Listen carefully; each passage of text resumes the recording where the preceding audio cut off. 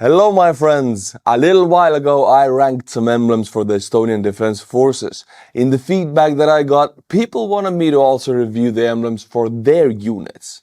I did miss a lot of important units, so here we go with part 2 of the emblem ranking video. And we begin with the Artillery Battalion in the 2nd Infantry Brigade. They are the ones who provide the fire for all of us Kuperianov's men out there. It's also marked as 25th Artillery Battalion, but don't let the number deceive you. We definitely do not have 25 battalions worth of artillery, but don't tell that to the GRU, you know. We might as well have 25 battalions of artillery. We don't. This emblem comes from the emblem of the 3rd Artillery Group of the First Estonian Republic. So, despite looking quite new, it is actually almost 100 years old.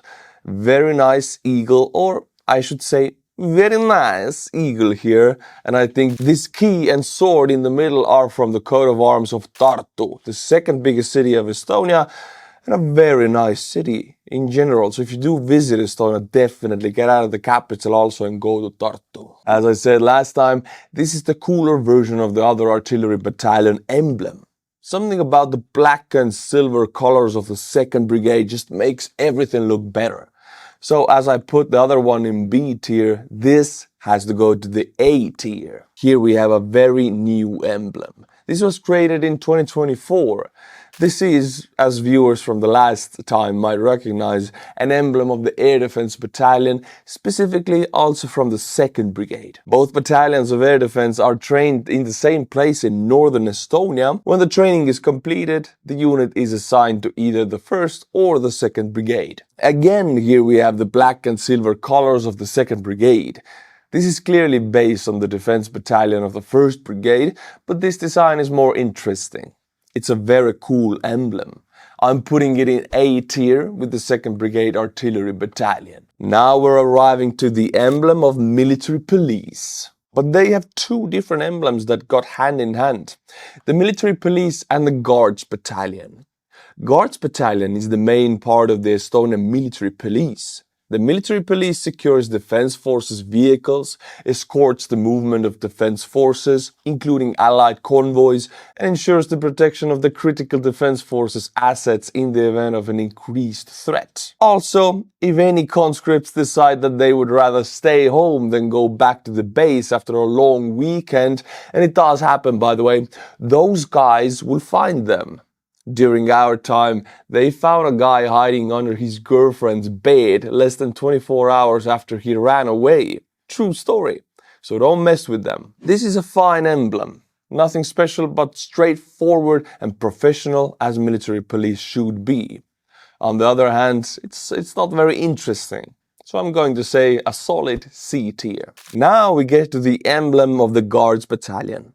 Guards Battalion was first created on the basis of the Tallinn garrison and tasked with guarding the capital and all governmental buildings there. They didn't participate in the Independence War, but they did help suppress the attempt of coup in 1924. In 1993, the Guards Battalion was recreated as a military police unit to monitor the newly re-established Estonian Defense Forces and also the still present Russian Army forces. I have to remind you, Soviet forces left Estonia, free Estonia, only in 1994, 3 years after re-establishing the independence of the country. These days, the main task of the Guards Battalion is to guard the president and the government. The emblem, as you can see, is in the shape of the black coat of arms in the middle, of which an eagle is holding a sword, and a coat of arms of Harju County. The shape of this coat of arms dates back to the creation of the Estonian Defense Forces. The eagle represents the unity and vigilance of the battalion, ready at all times to defend the fatherland. The coat of arms on the eagle shows the battalion's base in Tallinn. For me, this emblem is the better vision of the Viru Battalion or Command and the Signal Battalion emblem. Similar eagle, but more stylized and with better colors. The red-black-white combination makes it very nice to look at. So I'm going to say it's either A or B tier. You know, let me put it in the B tier. Next up, we have the emblem of the Strategic Communications Center. I have to say I really like this emblem. It is a pretty new unit in the Estonian Defensive Force. They only started in 2012. This is the center that is responsible for media operations of the Estonian army. For example, they publish the Estonian Soldiers magazine and podcast. The multi-headed snake king, known from Estonian mythology, symbolizes united strength. The heads show simultaneous communication with the people, allies, and adversaries. The crowns symbolize strategic communication as a leadership function. The tongues of the snake represent communications in different languages and in different media: image, written, and sound. The bloody red background represents the blood shed in defense of Estonia during the War of Independence. This is an objectively beautiful looking emblem. The colors are really nice and it gives the vibe of an ancient Estonian fairy tale, which I would say is quite appropriate. This is going to be in the S tier for me. Now we arrive to emblem of the Estonian Special Operations Forces. Wow, these are the tough guys. Here we have the best of the best. Nobody knows how many people there are or what they do. In the entire force, there is only one person whose name and face we know, the commander of the unit. The history of the Estonian Special Operations Forces dates back to 2005, when the Special Operations Task Group was being formed within the military intelligence. The Special Operations Task Group operated like that until the end of 2012. Then the government created the Estonian Special Operations Forces as a separate unit under the direct command of the Commander of the Defense Forces. So basically they were moved under the Defense Forces. These guys have fought with US and other forces in Mali and Afghanistan. So if you are a veteran from Afghanistan or you have fought in Mali, you might have met one of these guys. For the last couple of years, they have also trained conscripts as a reserve special force. So when Estonia gets attacked, we will have plenty of these elite forces to fight behind enemy lines. Silver symbolizes wisdom and loyalty. Black is the traditional color of the special forces, which symbolizes operating in dangerous and crisis situations.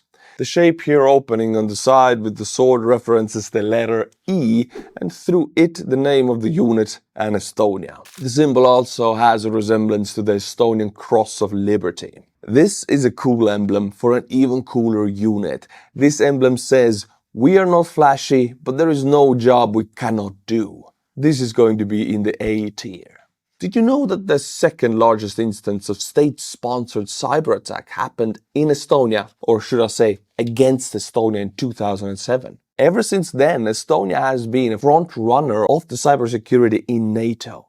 This is the emblem of the Cyber Command, which handles everything IT related in the Estonian Defense Forces. The emblem depicts a two-edged sword in an upright position with an @ sign at the end of the handle, representing the cyber domain. The crossed arrows of lightning symbolize the traditional electric communications from which modern cyber warfare was born. The lightning arrows connect and integrate the 4 battle spaces of cyberspace. The curved halos around the central shapes symbolize the 4 surrounding battle spaces: land, air, sea, and space. Don't tell GRU that Estonia doesn't have a space force. We do have a space force. Black on the emblem stands for loyalty and fidelity, and for the technical unit and structure. The silver color symbolizes wisdom and the gold symbolizes honor. This is a well-designed insignia for a very important and overlooked unit. This is going to be a B tier for me. Now we're arriving to the emblem of the Engineer Battalion. This insignia of a very important branch,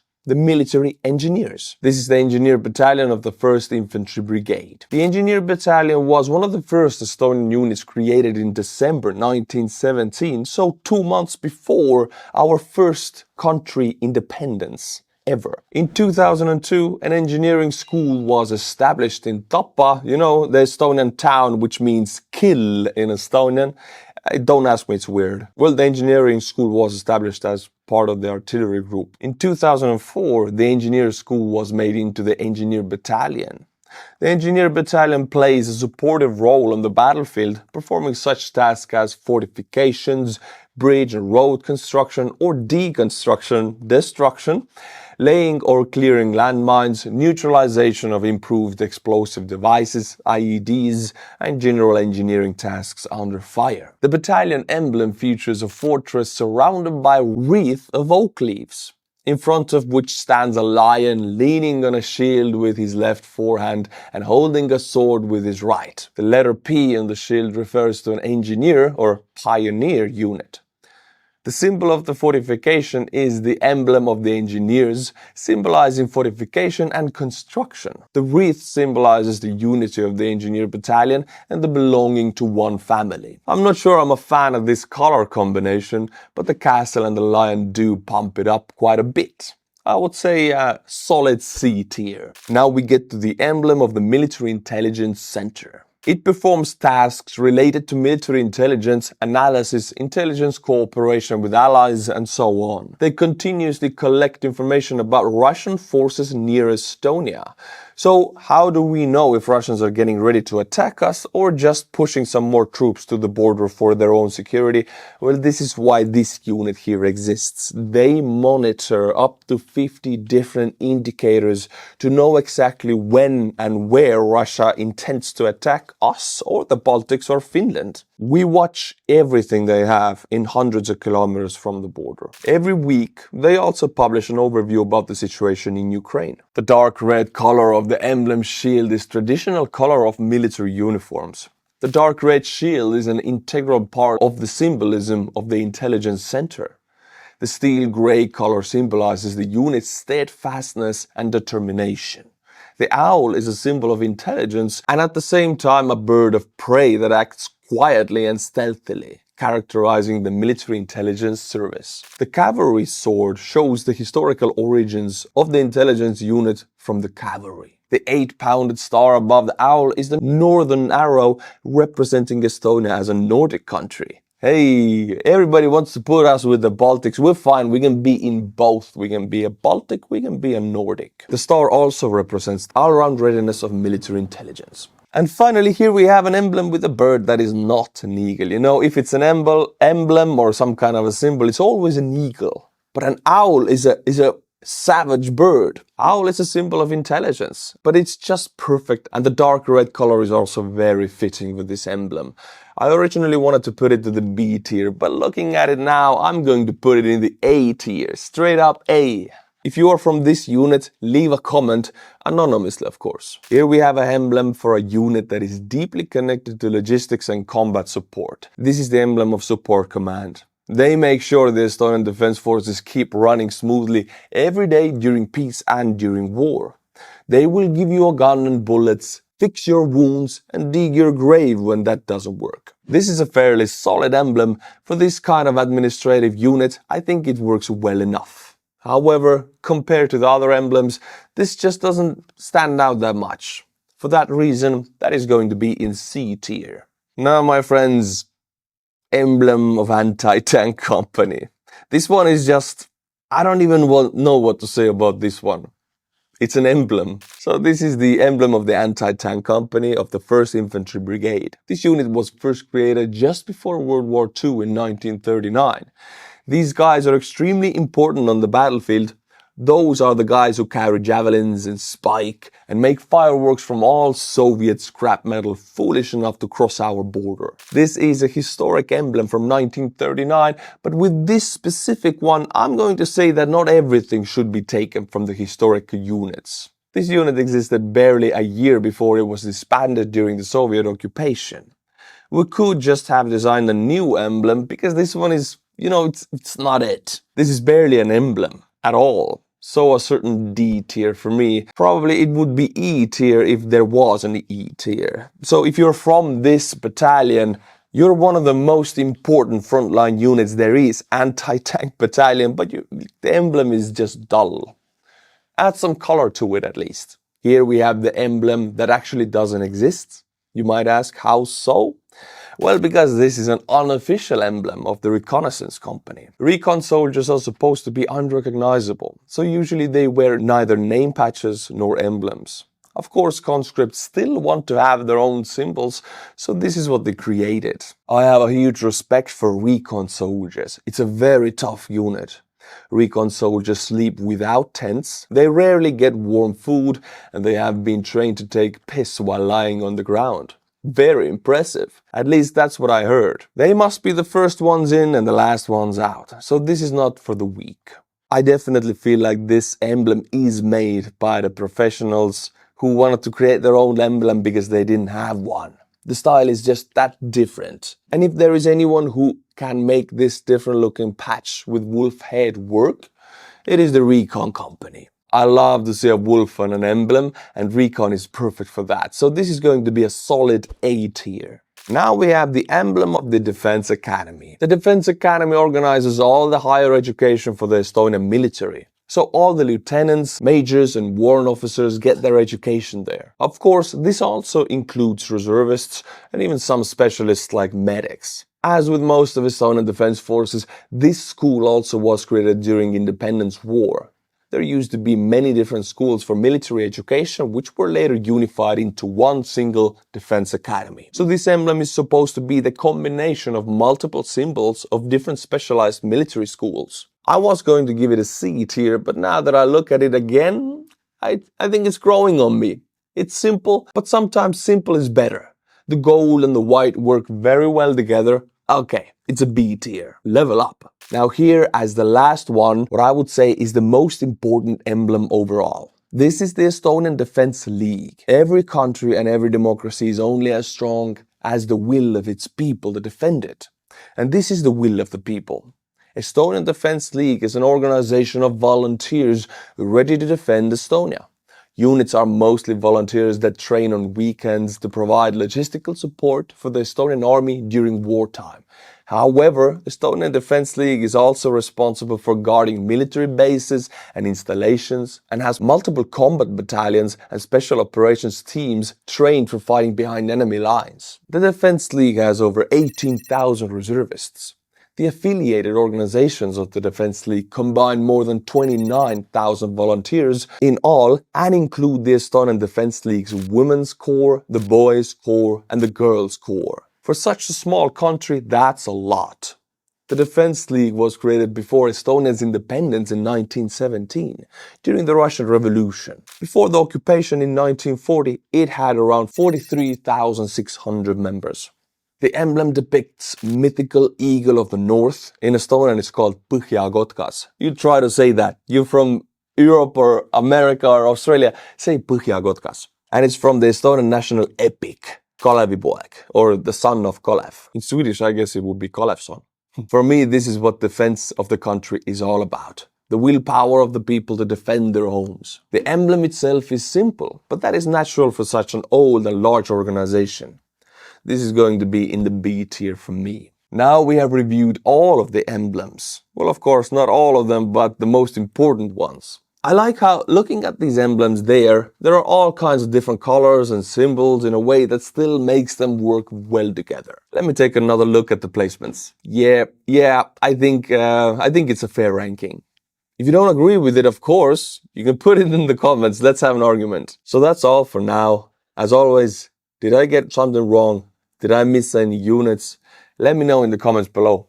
I've been thinking of taking a look at the Ukrainian emblem, so if that's what you want to see, you gotta let me know in the comments. If you are a channel member, you are enjoying this video well before everybody else, a whole week before everybody else, and the membership is extremely cheap. It's only 99 cents, so below $1 a month. So if you're watching this a week later, since you're not a channel member, you have to change that. I mean, look, this is a fantastic, fun video, and I'm going to create four of these for you every month. So sign up for channel membership. Click the link in the description below. Become a member. There's the link. You click it, you join up. Boom. You get 4 extra videos. Easy as that. Until my next video, my friends. Slava Ukraini, and bye-bye.